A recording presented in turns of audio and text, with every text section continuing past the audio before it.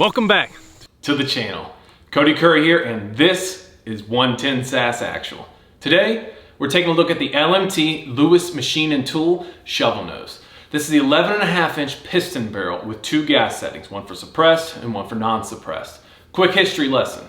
Lewis Machine and Tool has been around for 42 years, manufacturing some high-end firearms for government, law enforcement, and civilians since 1980. Contracts with British Armed Forces, Estonia Defense Forces, New Zealand, and of course the United States Armed Forces. Now LMT is really known for their monolithic rail platform with a quick change barrel system, meaning on their AR15s you can swap from 556 to 300 black and other AR15 platform cartridges in just a few minutes in a Torx bit. That's the same for their large frame gassers as well, 7.62 to 6.5 in just a few minutes.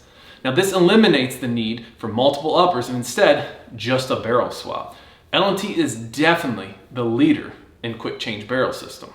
So let's head to the 110 Sass range. Let's see how this LMT piston shovel nose performs and ring some steel.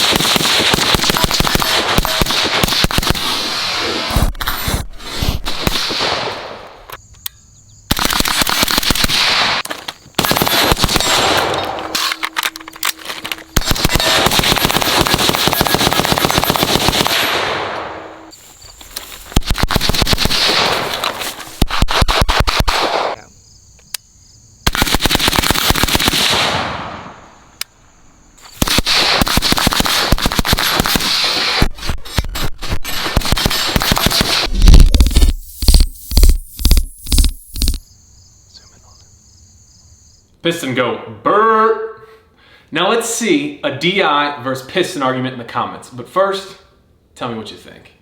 First things first, the gun is pretty smooth.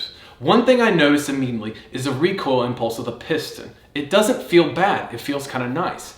It felt a bit more like a flat kick to your shoulder versus a DI gun. Now if you've shot a lot, you'll notice a distinguished difference between the two. One thing I noticed too is how hot the gun gets, to the point where I actually consider putting on gloves just to finish the video. Much like the Sig Virtus I reviewed just a couple months back, that piston system holds some serious heat, and especially under rapid strings of fire. Now like all piston ARs, it's heavy. The setup in the video is 11.4 pounds fully loaded. Now if I had taken an LPVO with my RMR on it, we'd be pushing almost 13 pounds for an 11.5-inch carbine.